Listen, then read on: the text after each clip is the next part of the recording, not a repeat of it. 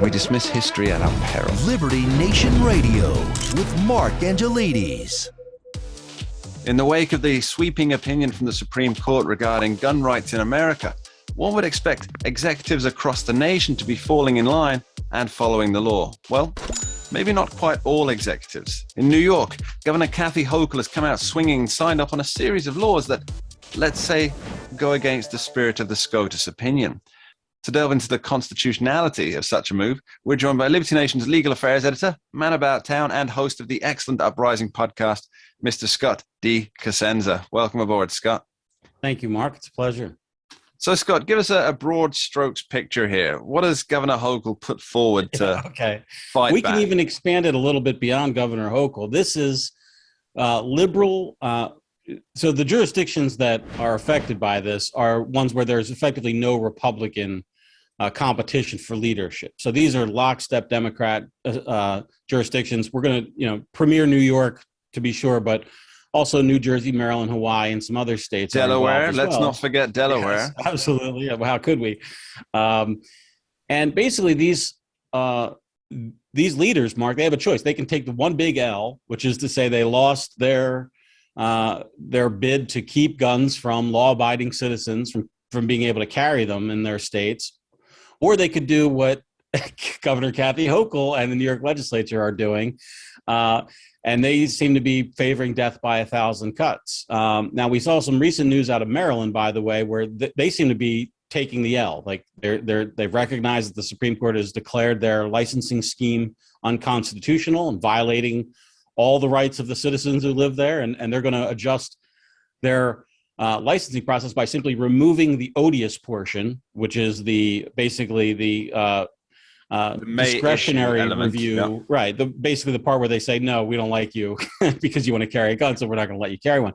So New York, they have required, as we've talked about off the air, a social media review of several years. And some other fantastically odious, I think, provisions for whom they will grant a license to. So the two big things that stood out to me on this New York situation, this Governor Kathy Hochul situation, is obviously the viewing and the reportage of social media, which I want to get to because I think that's really important. But just firstly, she's also decided that firearms can't be carried by people with a permit in a number of places. Now, this is fairly standard, I believe, across the board, across America. Some restriction on it is standard, Mark, yes. But what she's done is she's decided to apply this to just about everywhere that you could go, other than your home and your car. How does this even depending on where you park muster? Your car, that may not be inadvisable under the current scheme, Mark. It seems to be blatantly illegal and unconstitutional to suggest that, and if we use the analogy of a different fundamental right, if we said, well, sure, you're free to pray to Mecca anytime you want and wherever you want, so long as you have explicit permission from a property owner to pray to Mecca. And if, by the way, if they don't give it to you or have a sign in front of their door or their hotel that says you're allowed to pray to Mecca in this hotel when you stay here, then you're not allowed to do it. We presume that you're not allowed to express yourself, even though the Constitution guarantees you, right? We're not going to let you do it unless there's an explicit grant of permission, which is what they've done. Effectively, they've made all private property in New York subject to a new regulation, which is that if you wish to allow people, business invitees, that's how the law describes somebody who may come into a business. If you wish to allow business invitees to carry a gun, you have to announce that you will let them do so, which, by the way, that's a forced speech on behalf of the business owner, right? So they may not wish to do that. You can imagine they may not wish to gum up their, what a square foot of window space in Manhattan, rental real estate, shopping. What do you call it? The high streets. That's what they call it over there in on the high streets. The prime real estate in Manhattan. It's a lot of money. Okay, and there's just so many problems with it, Mark. This will be. In fact, we have to check our watches to see when this is going to be struck down. All these new provisions that the New York State legislature has passed into law and Kathy Hochul has signed, I think the majority of them are likely to fall under a challenge under the new standard of review the court articulated in New York State Rifle and Pistol v. Bruin? Yeah, I was expecting challenges to already be in place on this. Now, the one element that we keep coming back to here, and I really do want to discuss, is the idea that you have to comply with the regulations to get a permit to carry. You have to provide 3 years of social media history. Now, presuming if they find another social media account that maybe you abandoned and didn't include on your form, that's disqualifying. Oh, of course. But here's the big thing, right? 3 years of social media history. What are they looking for, Scott? Well, what they're looking for, listen, you have to remember back in 1911 or 21, when did whenever the Sullivan Law was introduced in New York, okay? The purpose of their licensing scheme was not to grant licenses Yes. or to review applications for licenses to determine who might be acceptable and who wouldn't. It was to deny the people the permission to carry a gun. Yeah, it was a Tammany Hall initiative, I believe. It was. Yeah, Mr. Sullivan was a Tammany Hall politician. He was a congressman, corrupt New York Democrat congressman from Tammany Hall. That's who Sullivan was.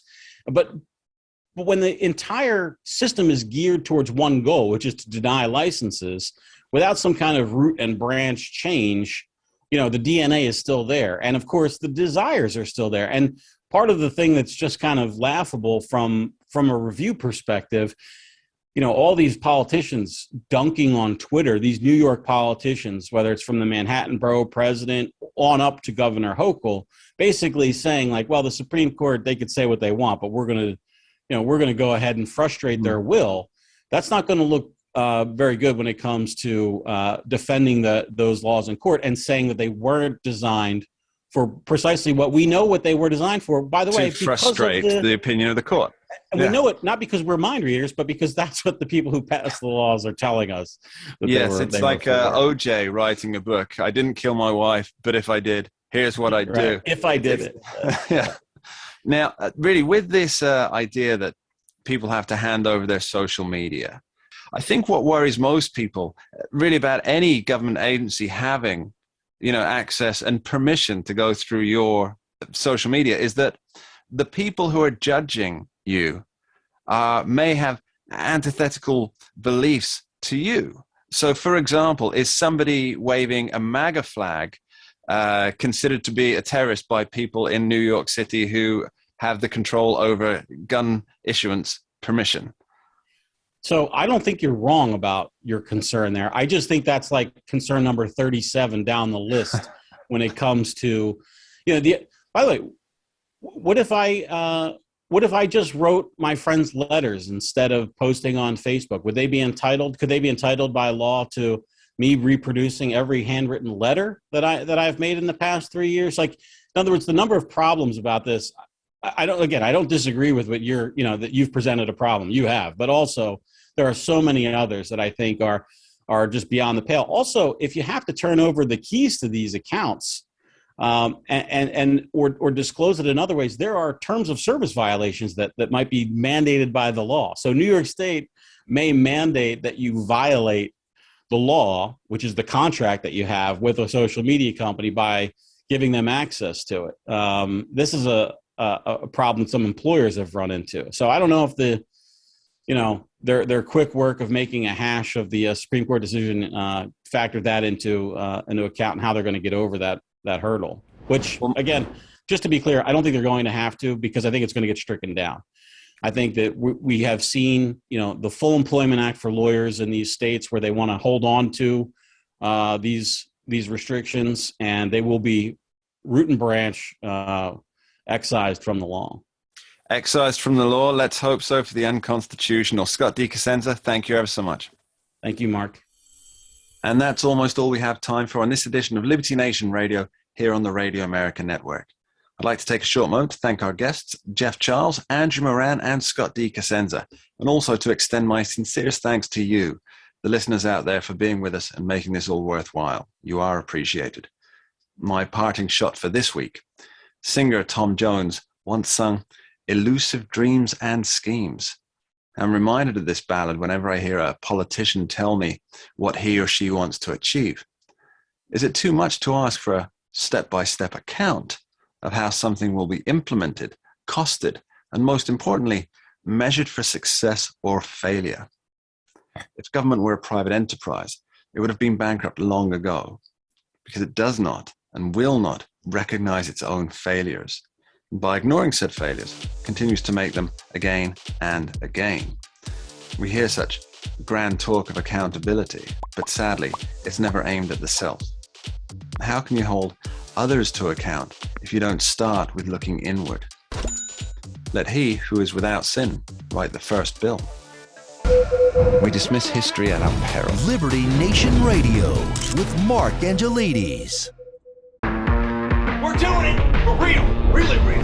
Liberty Nation. And Jeff Charles, contributor for LibertyNation.com. I think we're starting to make an impact. Liberty style, fighting for freedom. The tracking poll sponsored by Liberty Nation for Thursday. Mentioned by Dan Bongino, Rasmussen, Jordan Peterson, and I others. can do it again if you want me to. Cited in Mark Levin's American Marxism. I think we're starting to make a really big impact. Getting noticed. We're doing it. Rock on. I'm gone.